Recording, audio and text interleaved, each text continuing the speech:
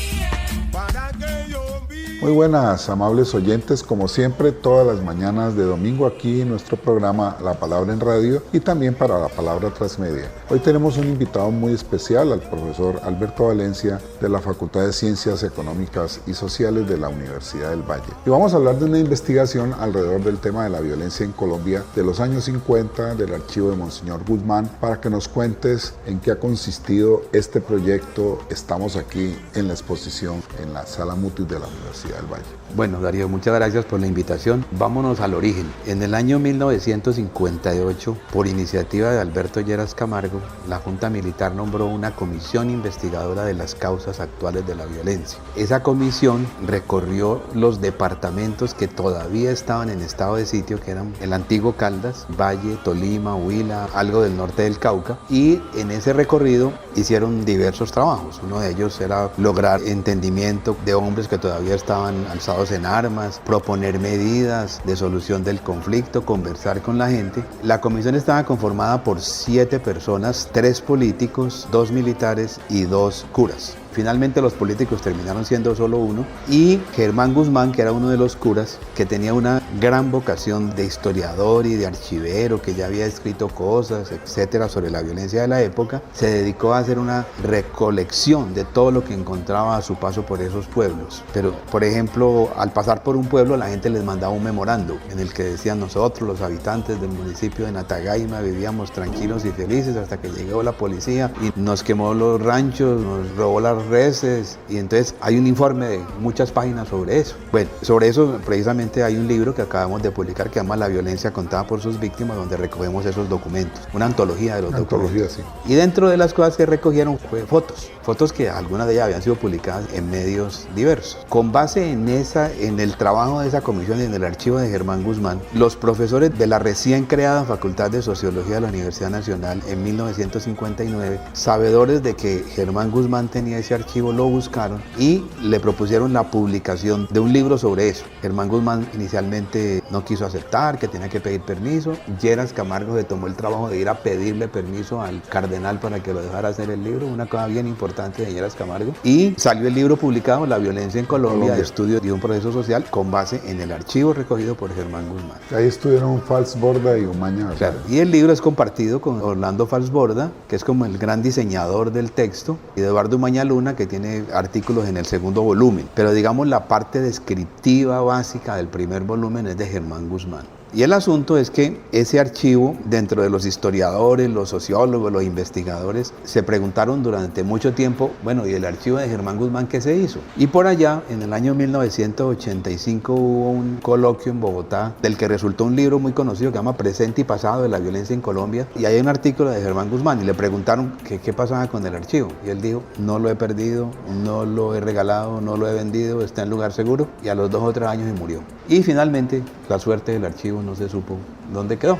Hasta que ustedes dieron con él. Y entonces, por una absoluta casualidad, el profesor Francisco Ramírez estaba en el stand de la Universidad del Valle en Guadalajara, México. Pasó una señora, comenzó a conversar con él, como que entraron en buena empatía, y la señora le dijo, yo tengo el archivo de Germán Guzmán. Y Francisco, que no es historiador, que no es sociólogo, es arquitecto, se sabía esta historia que acabo de contar, inmediatamente la cogió y se fue con ella para donde ella vivía a ver el archivo, y ahí empezamos una relación con ella, y nos ha ido entregando el archivo poco a poco, primero digitalizado, que hemos ido a México a digitalizarlo. A digitalizar, sí. Nos metemos a una casa de 8 días sin salir a digitalizar el archivo, y ahora ya estamos recuperando el archivo físico que va a quedar en poder de la biblioteca de la Universidad del Valle. Y dentro de ese archivo, cuando yo llegué a la casa de ella, yo tenía ya idea del archivo, pues, y yo llegué buscando fotos. Yo sabía que ahí había un tesoro de fotos, y claro, las encontramos y recuperamos 937 fotos de la violencia de los 50, de las cuales 72 aproximadamente habían sido publicadas en las ediciones del libro La violencia en Colombia, en la primera edición, la segunda y una tercera que publicó Germán Guzmán por su cuenta en el 68. Entonces había sido una publicación muy incompleta. Esas fotos fueron muy significativas en los años 60. ¿Sí? Aquí con Miguel González, que hizo una exposición de las fotos en Roldanillo, nos metió en la idea de que varios de los pintores de los años 60 se inspiraron en esas fotos, porque esas fotos hacen parte del imaginario colectivo de Colombia, es decir, con todos los crímenes atroces, el corte de franela, el corte de corbata, el corte de mica, en fin. Todo eso que está aquí en la exposición, en una parte donde ustedes advierten que si no, y saca el fragmento de un poema de Dante. De Dante a la entrada al infierno. A la entrada al infierno, Sí. Que de eso vamos a hablar. Que suena un bambuco viejo, que eso fue que nos dejaron.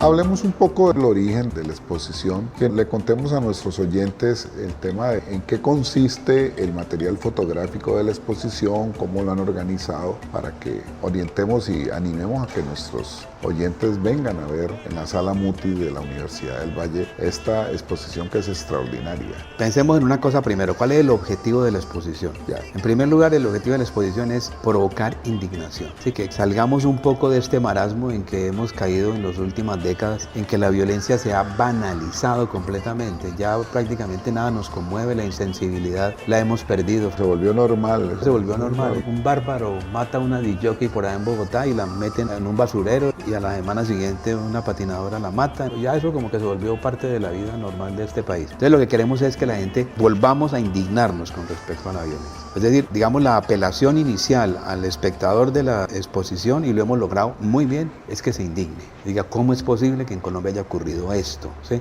O como dice el cura de Ru, ¿cómo es que nos hemos atrevido a tanto? El segundo objetivo, que es igualmente importante, es, con base en esa indignación, que haya una motivación grande para tratar de entender lo que pasó, de comprender la violencia en Colombia. Comprender algo no es transformarlo, obviamente, porque la transformación es mucho más compleja y de más largo plazo, pero la comprensión sí es un paso inicial supremamente importante. Y sobre todo que a partir de cierto momento, por allá en los años 80, cuando apareció el nuevo auge duro de la violencia en la que todavía estamos, parece como que mucha gente olvidó los años 50. Entonces un poco la idea pasó a un segundo plano. Pasó a un segundo plano, porque había muchos estudios en los 80 de violencia de los 50. Entonces lo que queremos aquí es recuperar, para que la gente entienda que la violencia de ahora no es rayo caído en cielo sereno, sino que tiene unos antecedentes muy importantes en la violencia liberal conservadora de los años 1950. Esos pues son los objetivos de la exposición. Y ya lo otro es pues con el material que ustedes organizan, que empiezan a estudiar, y de las fotografías que es tan impactante y además definitivo para entender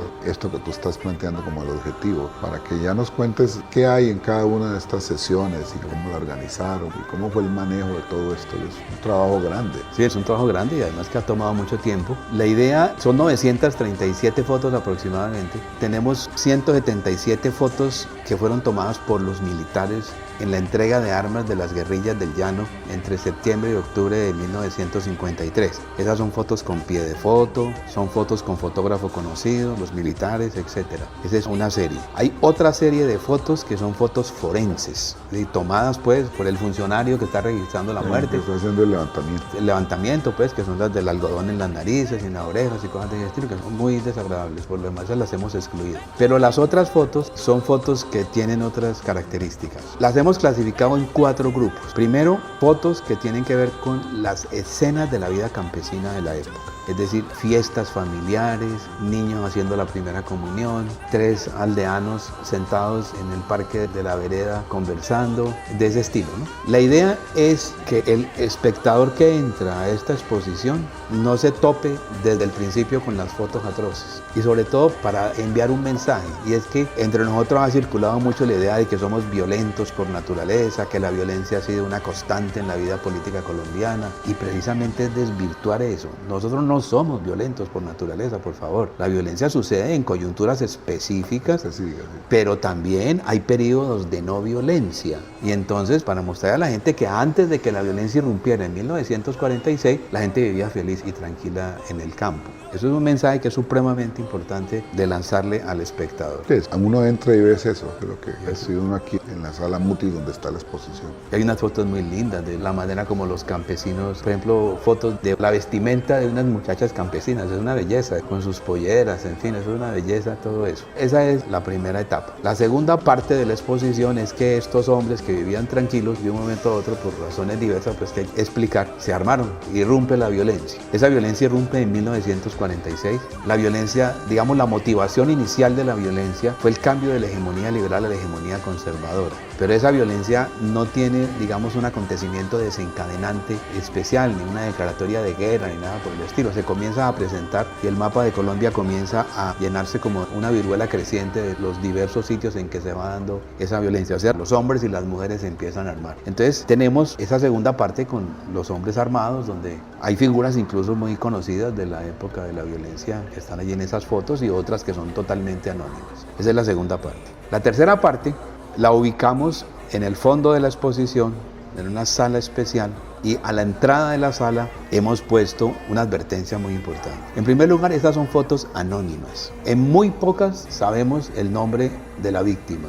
El nombre de los victimarios, 0. El nombre del fotógrafo, tampoco. Pero de alguna manera ese anonimato de las fotos hace parte del sentido de lo que es la violencia de los 50. Porque la violencia de los 50 se presenta como una especie, como dice Daniel Peco, potencia anónima que siembra la destrucción a su paso. Un ente colectivo e impersonal que llega donde no hay actores definidos, donde no hay intereses en juego definidos, donde no hay responsabilidades concretas. El campesino vive la violencia de esa manera. En un relato de Alfredo Molano, nos acostamos una noche y al día siguiente encontramos la violencia bajo la almohada, dice un campesino, cosas de ese estilo, ¿sí? Entonces un poco el anonimato de las fotos se corresponde muy bien con el anonimato de la manera como se presenta al campesino esa violencia, ¿sí? La violencia mató a mis padres, la violencia me echó del campo, la violencia me mató mis reses, etc. Entonces esa parte es muy importante. Y entonces le advertimos al espectador que si le parece muy extravagante lo que ve allá, que si le parece insoportable lo que ve allá, no entre, no la vea. Porque hay gente que definitivamente no quiere ver esa clase de fotos. No, es que son atroces.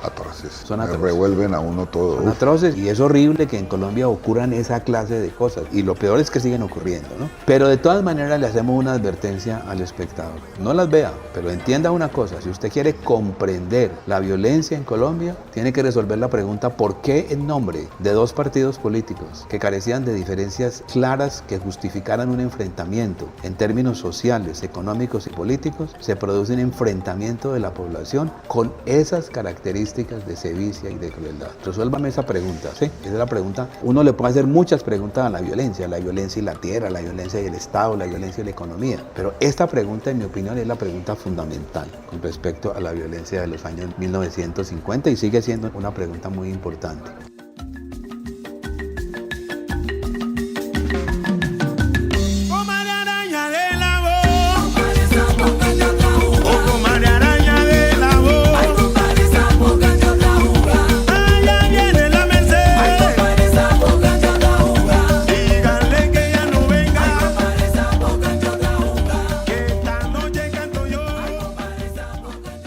Hablando contigo, mostraste una vez las fotos en unos folders. Yo creo que ustedes han estudiado mucho en los libros que han publicado y hemos reseñado, dijéramos, las motivaciones, las causas, pero tú me decías que últimamente estás reflexionando mucho, por ejemplo, elementos que no se tienen en cuenta para explicar el fenómeno, por ejemplo, que tiene que ver con el psicoanálisis, para que le hablemos un poco a nuestros oyentes de esta otra manera y otra perspectiva que enriquece la explicación del fenómeno. Sí. Cuando uno lee la bibliografía sobre la violencia en Colombia, siempre queda con una sensación, y es que algo falta, algo falta.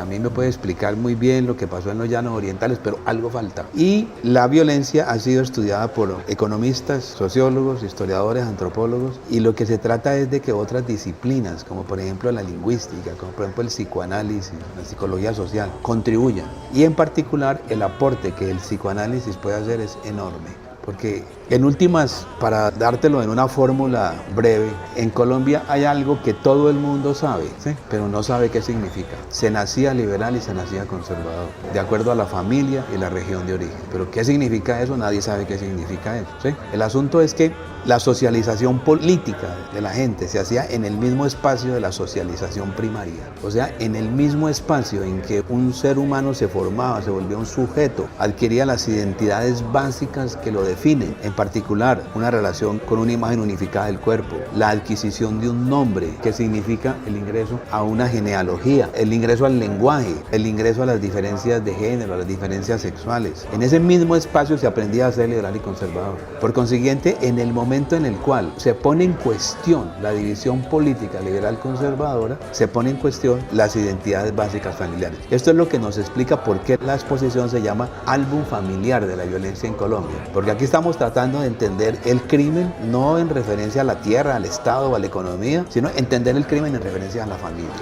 Esa es la clave de lo que nosotros queremos presentar. Hice una charla hace 2 días sobre este tema en la biblioteca y voy a repetirla el 20 de noviembre en la tertulia, para invitarlos los que quieran asistir a las 7 de la noche. Muy bien, están todos cordialmente invitados y creo que es un tema del mayor interés, sobre todo porque el fenómeno, dijéramos, del conflicto, de la violencia, pues todavía nos aqueja. Y ahí te pregunto una cosa que me parece importante para nuestros oyentes y es, ¿de qué manera eso de los 50 sigue teniendo, dijéramos, ecos y reflexiones de lo que hoy está pasando en Colombia? Sí, no, esa es una pregunta muy importante para entender continuidades y discontinuidades entre esa época y la actualidad. Y en mi opinión no hay que tomar partido que hay una discontinuidad radical ni tampoco que hay una continuidad. Es decir, hay continuidades y discontinuidades, hay ambas cosas, ¿sí? Entonces tenemos que reconstruir la lógica de continuidades y discontinuidades, entendiendo que en la violencia contemporánea hay cosas que en esa época no existieron, como el narcotráfico, por ejemplo, como las guerrillas revolucionarias, que son distintas a las guerrillas de los años 1950, ¿sí? Como por ejemplo que ahora no hay enfrentamientos bipartidistas que en esa época sí existieron. Pero de todas maneras sí es muy importante recuperar elementos de continuidad. Y los elementos de continuidad podrían ser, por ejemplo, la construcción, el imaginario colectivo de la violencia entendida como una fuerza impersonal y ciega que en mi opinión sigue presente en las vidas de los campesinos que hoy en día son víctimas de la violencia. Otra continuidad muy importante tiene que ver con el hecho de un elemento generacional, porque muchos de los actores de las violencias contemporáneas son algunos hijos, pero muchos de ellos nietos de los de la época de allá.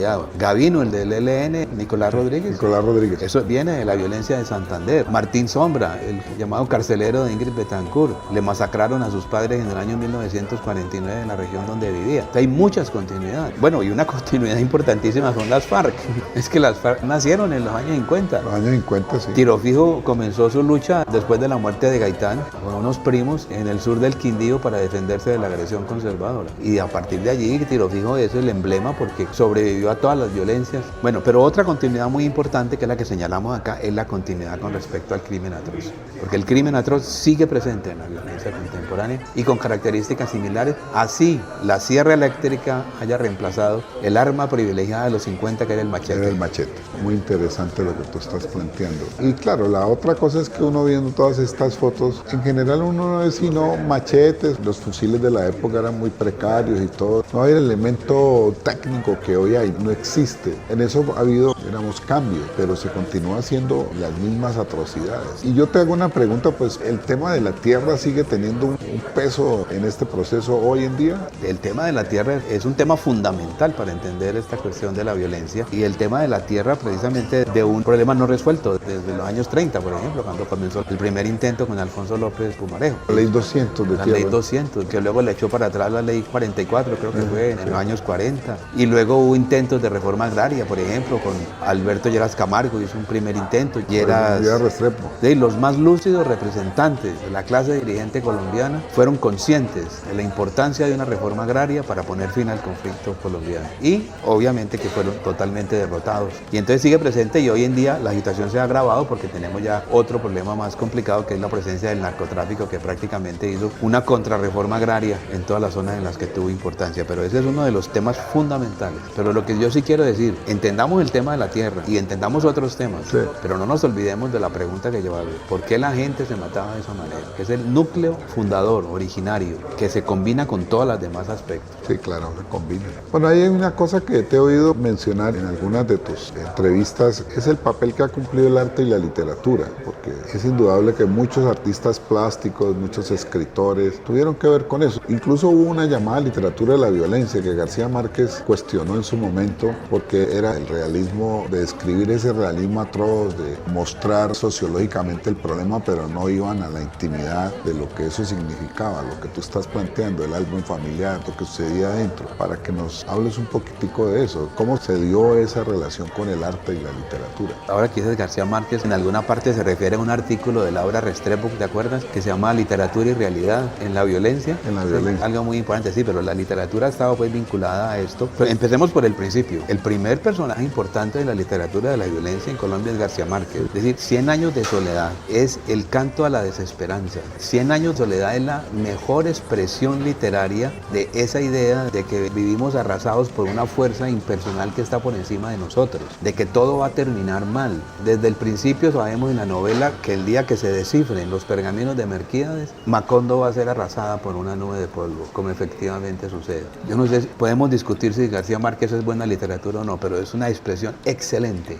de lo que es ese componente del imaginario colectivo colombiano. Sí, sí. Y es un canto a la desesperanza, es un canto a la desilusión, ¿sí? Nunca tendremos una segunda oportunidad sobre esta tierra, como termina la novela. Bueno, y es bien interesante que García Márquez, cuando escribe la obra, está pensando en las guerras civiles del siglo XIX y está pensando en la masacre de las bananeras, que es lo que aparece en el libro. Sí, la huelga del 28. La huelga del 28, pero digamos, la época en la que él escribe, eso él lo empezó a escribir como en el año 1947, más o menos, se llama La Casa, la novela. La casa, sí, cuando fue a visitar con su madre para Cataca para vender la casa. Para vender la casa, sí. Y seguramente pues la experiencia de la violencia está muy bien interpretada, así esté pensando en las guerras civiles del siglo XIX o en la masacre de las bananeras. Y no es la única obra de García Márquez, La Mala Hora, por ejemplo, también los famosos pasquines y todo ese tipo de cosas, eso es una maravilla. Bueno, y hay otra literatura pues muy grande con respecto a esto. Sí, claro, sobre Gaitán, sobre la violencia, se hicieron muchas. Y es una literatura que, independientemente de su valor literario, tiene un valor documental supremamente importante.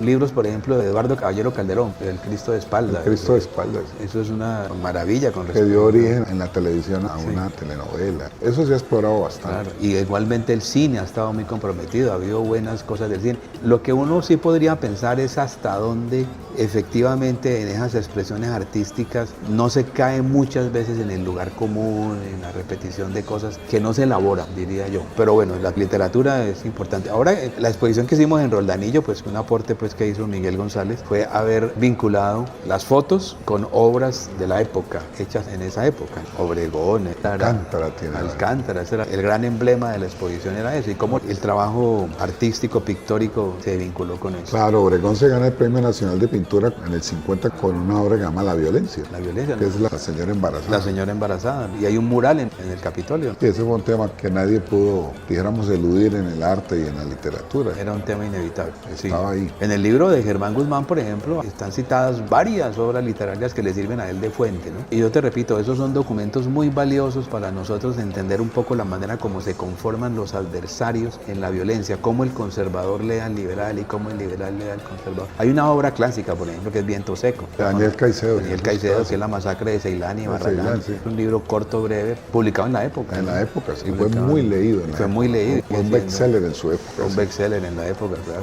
Aún hoy en día lo editan, lo reeditan permanentemente. Sí. Tal vez mucho más adelante pues aparecen los cuentos de Gardiazabal y Cóndores no entierran todos los días. Los Cóndores es una crónica excelente de lo que es León María Lozano. Y todo el ambiente que de los famosos pájaros. Los famosos pájaros y el vínculo entre la religiosidad y la violencia. León María Lozano iba a misa a las 6 a la iglesia de los salesianos y a las 12 del día estaba en el Happy Bar dando órdenes de dónde había que ir a matar liberales. Y el señor era un señor religioso, tranquilo, calmado. Buen marido, buen padre, de todo. ¿Sí? Y era un gran asesino al mismo tiempo. Ahí está lo que hay que entender, la violencia. Sí, eso es. Eso es parte de lo que hay que entender para que podamos comprender qué es lo que pasó. Bueno, y ya para ir finalizando, Alberto, yo quiero preguntarte es lo que ustedes están haciendo con este importante rescate de que produzca indignación. Yo creo que tiene que desencadenar muchas otras cosas y es como lo que te preguntaría. ¿Cómo crees tú que todo esto puede influenciar cosas positivas, dijéramos, para la sociedad colombiana? Es que frente al conflicto colombiano hay varias posiciones. Una es la de los negacionistas. Aquí no ha pasado nada. Similar pues a los negacionistas famosos del Holocausto y cosas por el estilo. Aquí no ha pasado nada. Aquí no ha pasado nada. Como está en Sinod de Soledad, matan todo ese montón de gente y no pasó nada. Aquí no ha pasado nada. Y además un poco con la idea de que lo mejor es no hablar de estas cosas, porque hablar es revivir las heridas y entonces es la posibilidad de que vuelvan los enfrentamientos. Hay otras posiciones que son posiciones sesgadas en las que hay una especie de impunidad selectiva. Los responsables son los otros, nosotros los de este lado, lo único que hicimos fue defendernos. Y lo que hay que tratar de entender es que aquí todos estamos comprometidos. En la violencia de los 50, por ejemplo, la defensa no fue una simple defensa. La defensa reprodujo las mismas cosas con las que eran agredidos, como pasa hoy en día. Tú te pones a ver guerrillas y paramilitares, y los paramilitares no son simplemente un grupo defensivo. Son grupos que innovaron en las formas de matar, en las masacres, en todo, y casi que estuvieron por encima incluso hasta de las propias atrocidades. No, y trajeron gente de afuera para que los asesorara en todo, militarmente, en todo. Claro. Esa es la segunda posición. La tercera posición es la que nosotros queremos proponer acá, que tenemos que entender qué pasó, y tenemos que entenderlo con valor, con decisión, sin ocultar la verdad, enfrentándonos a lo que son las situaciones, por dolorosas, trágicas y difíciles que sean. Hemos conversado aquí en La Palabra en Radio con el profesor Alberto Valencia. Por supuesto, de todo lo que hemos hablado aquí, quiero invitar a todos nuestros oyentes a que vengan aquí a la Sala Mutis de la Universidad del Valle, en su sede de Meléndez, a visitar esta extraordinaria exposición que estará durante todo el mes de noviembre y diciembre. Cerramos el año con ella, se ha ido a todas sedes regionales, faltan dos. Y esperamos que también la exposición se vuelva digital para que mucha gente la pueda consultar. Te agradezco mucho, Alberto, de haber estado aquí en La Palabra en Radio. No, a ti, Darío, por la invitación y por contribuir a esta empresa que nos hemos propuesto.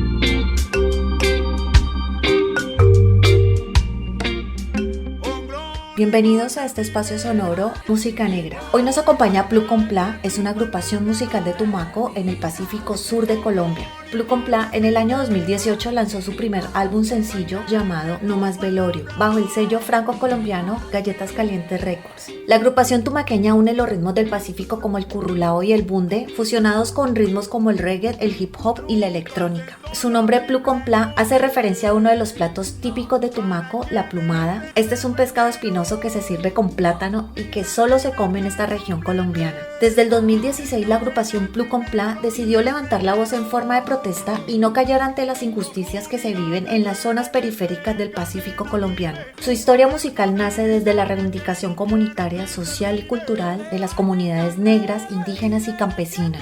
Uno de los directores de Plu Plan es Harold Tenorio, él es el bajista principal. Algo muy importante y es que ha desarrollado su arte desde la danza, vivió en Burkina Faso y Francia estudiando y mostrando todas las danzas tradicionales del Pacífico colombiano.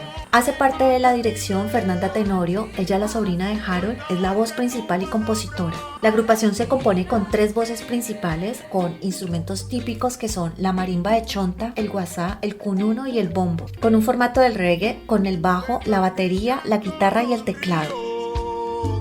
Siguen corriendo en tu suelo, sintiendo y padeciendo lo eterno de este duelo.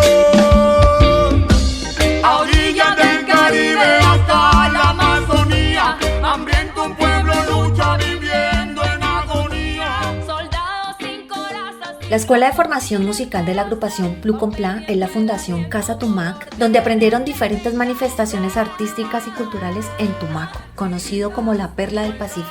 Plu Con Pla, el 20 de julio de 2022, hacen el lanzamiento de su canción Somos Inmarcesibles. Esto se da en el día en que Colombia celebra su independencia. Bajo la producción de la canción con el maestro Iván Benavides, Somos Inmarcesibles contiene una conexión con lo ancestral, con el potencial de la música del Pacífico para resignificar las independencias y aportar al fortalecimiento de la reterritorialización de la cultura y los procesos de inclusión de las comunidades afro, indígenas y campesinas. Están escuchando la agrupación Plu Con Pla con la canción Somos Inmarcesibles. La tierra de Colón es la tierra de Colón, la sangre de los héroes que nadie conoció. A nuestros amables oyentes, quien les habla, Darío Nao Restrepo, los espera aquí la próxima semana en la 105.3 de la FM Univalle Estéreo. Y agradezco a la productora general Shirley Sáenz Mosquera. Nos vemos el próximo domingo.